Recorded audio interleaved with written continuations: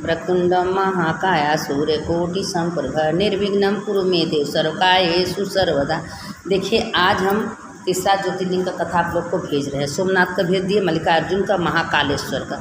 अब महाकालेश्वर ज्योतिर्लिंग का कथा आप लोग सुनिए कि महाकालेश्वर कैसे उत्पन्न हुए थे, महाकालेश्वर का नाम कैसे पड़ा था उज्जैन में।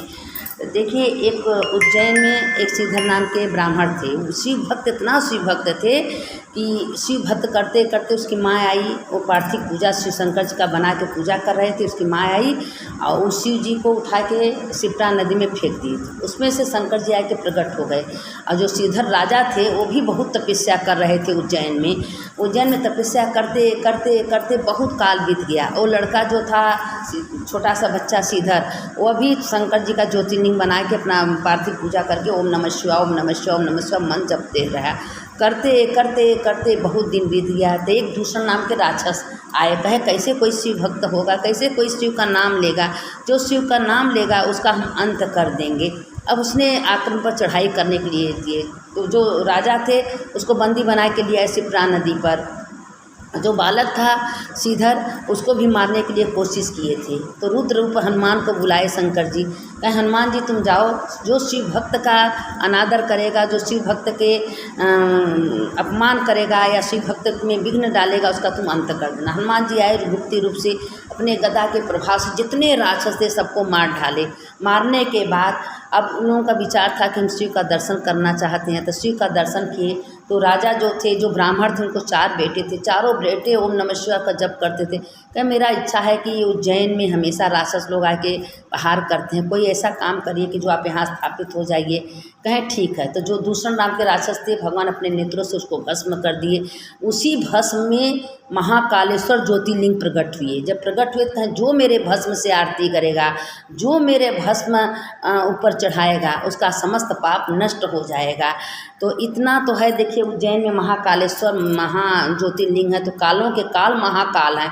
तो लोग कहते हैं कि उज्जैन में महाकालेश्वर का दर्शन करने से समस्त पाप नष्ट हो जाता है। जो शिप्रिया नदी है उसकी शंकर जी की बहन है।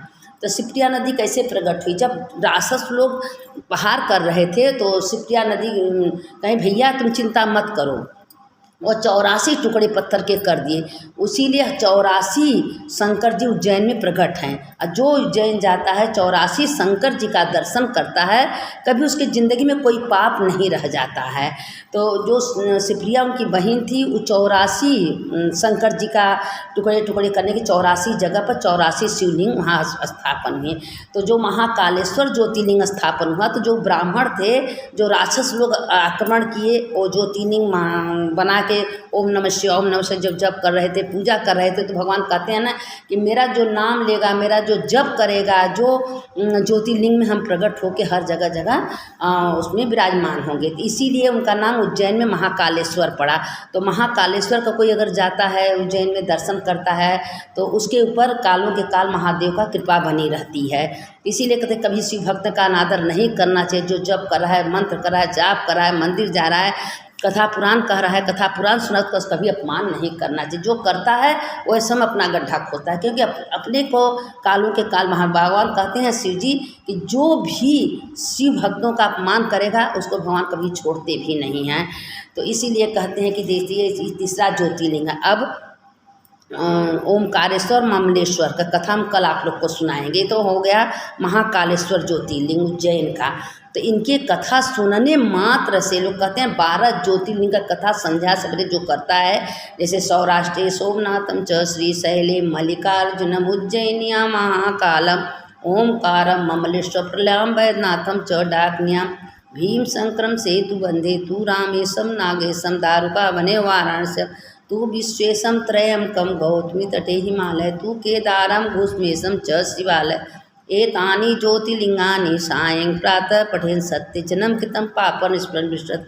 ये देखिए 12 ज्योतिर्लिंग का नाम जो भगवान शंकर के सामने संध्या सवेरे पढ़ते हैं, कहते हैं, बोलते हैं, उनके 7 जन्म का पाप तत्काल नष्ट हो जाता है।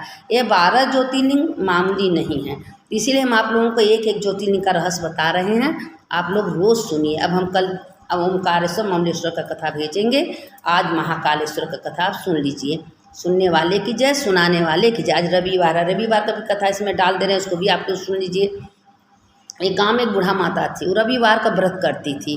हमेशा रविवार के दिन गाय के गोबर से अपने घर को लिपती थी, पोंछती थी और हमेशा कथा सुनती थी और सूर्य नारायण का पूजा करती थी। देखिए पंच देवता, 5 देवता में सूर्य नारायण भी हैं। पंच देवता में गणेश, विष्णु भगवान, शंकर जी, दुर्गा माता, सूर्य नारायण, ये पंच देवता हैं। जो पंच देवता का पूजा करता है उसके घर में कभी विघ्न बाधा नहीं आती। तो अब सूर्य नारायण का हमेशा पूजा करती थी, आराधना करती थी। ये पंच देवता में एक भी देवता को आप पकड़ लीजिए, उसका कल्याण ही होना है।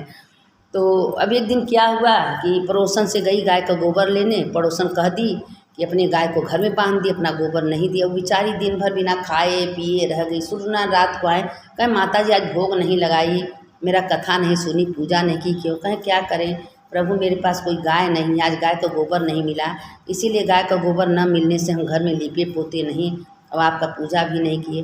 दूसरे दिन सूर्य नारायण भगवान की कृपा से एक गाय, एक बच्चिया उनके आंगन में बांध दिए और गाय रोज़ सोने का कंडा देती थी। अब वो पड़ोसन क्या करती थी कि अपना गोबर रख के सोने का कंडा रोज उठा ले जाती थी। 2 दिन 4 दिन 5 दिन बीता। अब सूर्य नारायण की तपस्या से मिले हैं तो सूर्य नारायण बर्दाश्त थोड़ी न करेंगे। अब सूर्य नारायण क्या हुआ कि आंधी पानी तूफान चला दिया। उस दिन गाय को घर में बांधी तो सवेरे सवेरे देख रही हैं कि गाय के गोबर सोने का कंडा, बड़ी खुश हुई। अब पड़ोसन को गुस्सा आया कि अरे इसको इतना गाय का सोने का गोबर लेके क्या करेगी। राजा के पास गई, राजा राजा जो बूढ़ा के पास है गाय सोने का गोबर देती है, बूढ़ा के घर में सोने का गाय देने वाली गाय क्यों रहेगी। अब राजा सोचे कि ठीक है, अपने मंत्री को बुला के गाय को बनवा दे। अपने बूढ़ा चिल्ला रहे गाय को मत ले जाओ मत ले जाओ, लेकिन कोई सुना नहीं। गाय गई, अब बूढ़ा रोने लगे, उस दिन खाई पी भी नहीं। अब अपने कमरे में राजा बांध दिए। अब इतना गोबर गाय कर दी कि राजा एकदम घबरा गए, सोने का गोबर देने वाली तो इतना गोबर कर दी है। अब उसके बाद क्या हुआ कि राजा रात को सपने में सूर्य नारायण बोले कि तुम बूढ़ा का गाय वापस कर दो, बूढ़ा की तपस्या से गाय हम दिए हैं, नहीं करोगे तुम्हारा राजपाट नष्ट हो जाएगा। अब सूर्य नारायण भगवान राजा ये बात को सुन के बूढ़ा को बुला के बूढ़ा का गाय वापस कर दिए, उनको थोड़ा धन दौलत दे दिए। और जो पड़ोसन थी उसको बुलाए, उसको कारागार में डाल दिए। कि किसी का देख के कभी चिढ़ना जरना नहीं, अपने तपस्या के तप से सब कुछ मिलता है। अब बूढ़ा का इतना तपस्या था कि गाय बछिया सूर्य नारायण दिए और सोने का गोबर दिए, बूढ़ा एकदम अमीर बन गई, धन दौलत रुपया बूढ़ा के पास सब कुछ होने लगा।